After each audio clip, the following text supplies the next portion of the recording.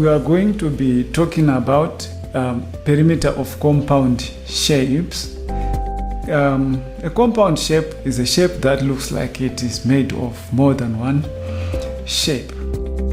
So I've got these two rectangles here.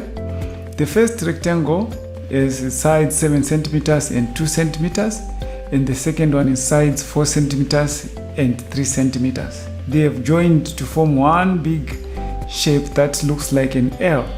So if we look here, this side is now a complete side which runs from this point right to that end. So since from this point to that point it's 4 centimeters, and from this point to that point it's 2 centimeters that is shown at the top, the bottom here is complete 6 centimeters. And we look going up, this distance from here going up to there, it's 4 centimeters, because from the bottom here to the top there it's 7 centimeters. So from here to here is 3 centimeters, so we need 4 centimeters to make 7 centimeters.